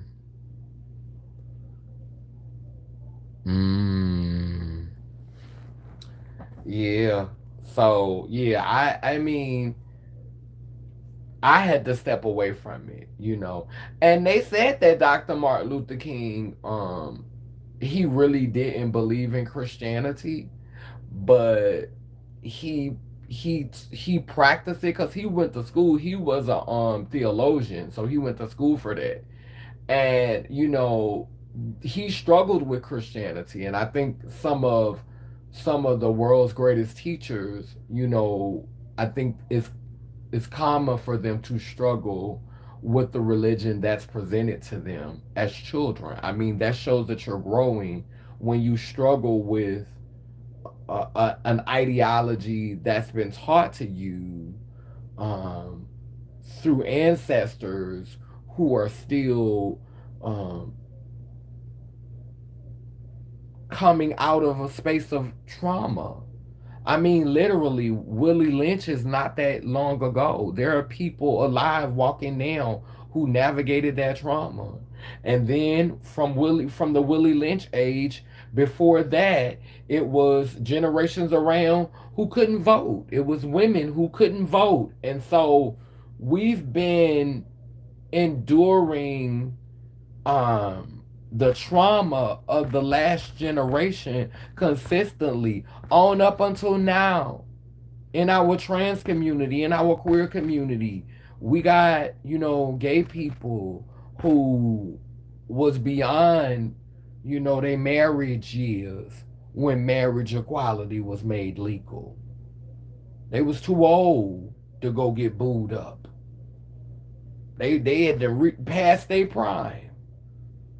And probably because it wasn't legal for them to get married, never took a relationship seriously. I can't marry nobody. This ain't real.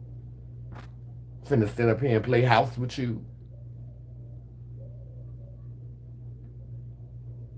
trans women who, understood, a woman is a woman. That's it. I ain't no trans woman. I'm a woman. Fought really hard to blend in, had every surgery, did everything they were supposed to do to blend in. And now you girls is running around here with beards in your face talking about she and they. That's that's traumatic for the older girls who literally had to have their transition on point for their survival.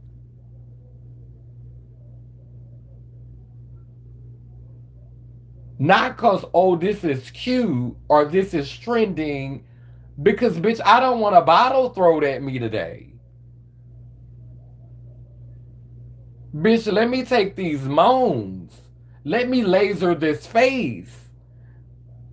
Let me be as pussy as I could possibly be, because I don't want, bitch, I'm trying to make it home safe. I'm obviously feminine. I can't hide the shit. So if I'ma do this, I got to motherfucking go full force with this shit, because I'm trying to make it home safe today. And now, even though this is what we fought for, it's still hard for some girls to see a girl running around with her tuck sitting in the front, stubble on her chin, with some hormone titties, talking about, um, I'm gender non-conforming, but I want to be referred to as she, and I'm a trans woman. That's hard for some girls. That comes from trauma, though. You out in public with a girl and she free and she's shaking her ass and she twerking and she giving, she giving gender non-conforming vibes. You could get her tea and she doing the most, and you scared Trey about to get up and start cutting up because you remember when the girls had to try harder to blend in and was still getting violence. You remember when the girls had to be more together, when the girls wouldn't dare run around trying to get pussy with a beard in their face. And Trey was ready to maul simply because you was twisting a little bit too hard and maybe it caught his eye and he was feeling away. He didn't know how to deal with the feelings he was having.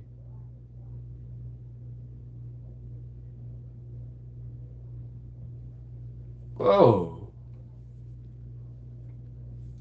Anyway, I've been on this live 2 hours, and I'm supposed to be spending time with my family. Child, I've been running my mouth, but I feel better now. I'm glad the conversation switched. I needed to hit that weed.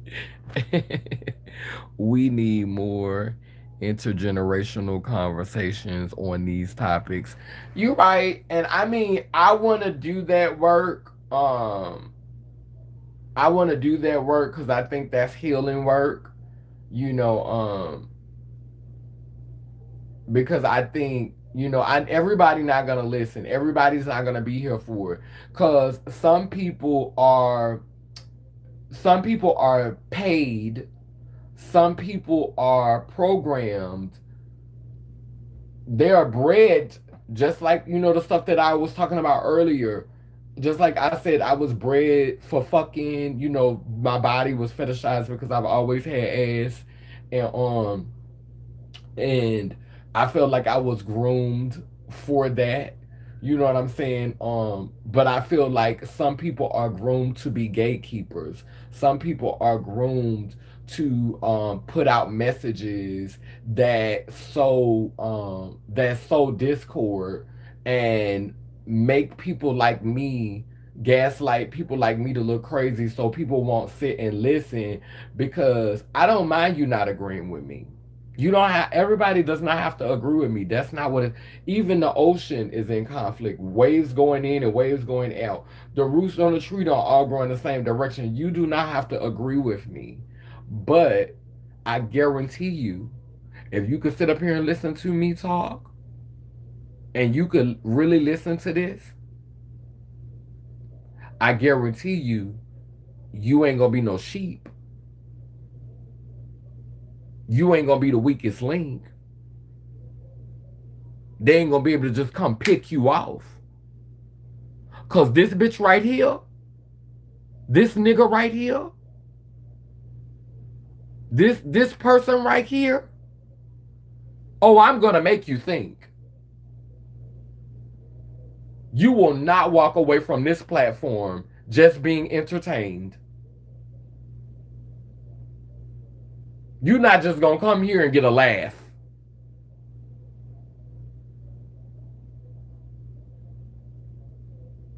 I'm not here just to make you chuckle. We ain't just finna talk about what happened on Netflix or what happened at the BET Awards or what happened at the Oscars or what happened at the Grammys. Cause honestly, bitch, I don't know. I don't watch that. We're not even about to talk about what's going on the news, but we gonna talk about some spiritual shit.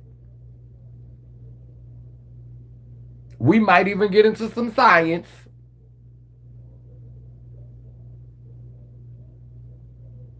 I wish I was better at math because we'll probably talk about that too.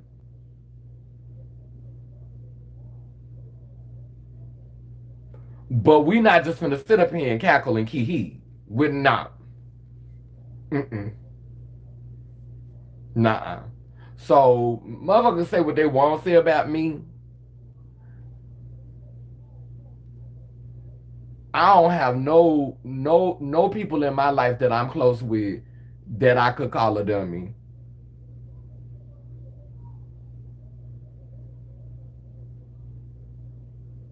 Bitches that don't fuck with me, a lot of them are superficial. Niggas that don't fuck with me, a lot of them is superficial. They halflings. And bitch, I'm not missing you. I don't give a damn if you got a sickening coin. All money ain't good money, bitch. And bitch, I'm dealing with enough of my own problems. I create enough mess for myself, bitch. I don't need my karma and yearn, bitch. Bitch, I could create bad karma by myself. I don't need no motherfucking help.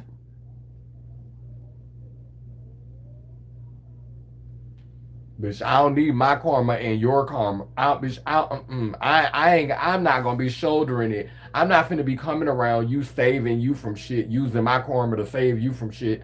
Bitch, keep that shit over there. Cause I know I don't sow malice. I don't sow discord. I don't try to control or gatekeep things. I make sure that I'm okay. I'm gonna make sure that I'm good, and I'm not gonna apologize for that. I'm gonna make sure I'm good because a lot of times people don't look out for me. People don't make sure that I'm safe. A lot of people have started to do better at that in the community because I've always had a safe space with some black female. That's why I honor and uphold so many of them. But baby, everybody gonna get it. Everybody gonna get held accountable. Ain't nobody getting no pass.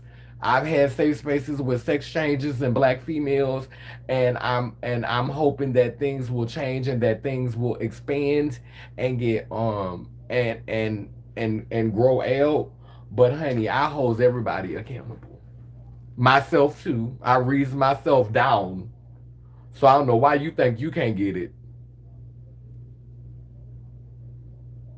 I'm not no girl who sit on here and try to preach at everybody else and try to fuss at everybody else and try to get cis people together and try to get the community together and don't hold myself accountable.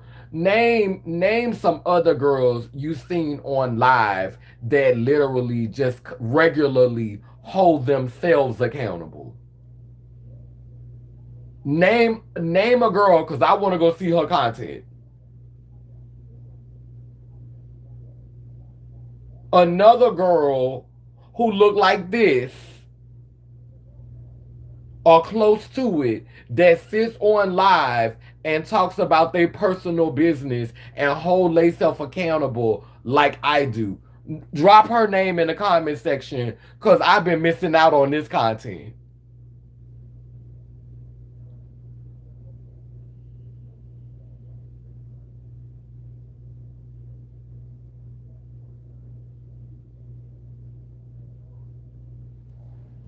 And I don't do it for cookies. I don't do it for stars. I do it because I know that we don't really have a lot of genuine representation. We don't have a lot of girls who look like this that are willing to be transparent and that are willing to be vulnerable so that they can help all of us heal, so that we can heal each other by being truthful. You got to get naked in order to heal. You got to be vulnerable in order to heal. Cuz you can't heal what's concealed. You can't heal it until you expose it. And so we got a lot of damaged and harmed people who are not being forthright about their healing journey guiding this movement. And in that lies the problem. But I'm going to go ahead and go because I'm on 14%. I love y'all. I didn't held these candles about held this candle up about 20 times. Anyway, down but the nine that I say cool, it keeps spinning and turning. Iangani, Iyanko Kalukalo, which means I am a child of God Goddess. And if I am, you know you are. As I blow out this candle on the physical plane, it grows with intensity on the spiritual plane, guiding us on to the next part of the journey. A man, a woman, Layla Layla. Well, y'all have a beautiful evening. Take care of yourselves. Love you. And hopefully you love me back. I saw in the comment section, someone came on and said a black alien, and he said, "That's a man." He said, "Crackhead monster." So I wonder if that's a bot, or do you think that's one of our lost brothers, one of our lost siblings? But I have smoked crack before. Um, Sometimes the drug is cute and sometimes it's not. Um, yeah, I've tried crack before. I've never shot up anything but hormones, so I've never shot up Tina or shot up coke, but I have smoked it. I definitely have smoked it, and it's amazing how we shame each other. You know, that's pathetic. And then he said, "That's a man," and I was just like, "No, you're a man. I'm a manifestation. You're a halfling." So you have a good evening, all of you. I can remember when stuff like that would take me off focus and I would have stopped my whole message to read him in the middle of the video. But I've been saw it and I think that's trolling. You know, that's what trolling is. That's what trolls do. They come on and they see you trying to deliver a message and they know that this message they see the frequency, you know, and I think sometimes that's bots who are trained to do that, you know, but perhaps this was just a lost brother. But they, you know, they send the bots in, you know, to distract you, because they realize that that's how we change the world, you know, one person at a time, you know. It's beautiful when we could get to the point to where this energy is just dispersed collectively. You know, the Bible speaks of the spirit pouring out on everybody. Well, in order to get us to that space, we need enough vessels here who are already vibrating to start that season, you know, vibrating on that frequency to bring that rain down, to bring that down so that we can have, you know, that wave of consciousness that, you know, helps us to remember and to connect in those ways that help us to, you know, really see evolution, and not a evolution that is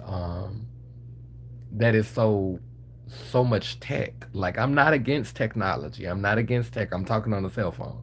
I got a tablet. I got a computer. I'm not against tech. Um, but that helps us to vibrate in a way in which we connect with the tech in a way that is healthy and healing and thoughtful, and and just, you know, creates like this beautiful union, you know. um I definitely just want us to be um responsible about, you know, this season that we're entering with technology. So yeah, let's continue to do that work. Anyway, y'all have a good evening, and I'm fixing to go and see what my little cousin doing. Love y'all. Bye bye. Later.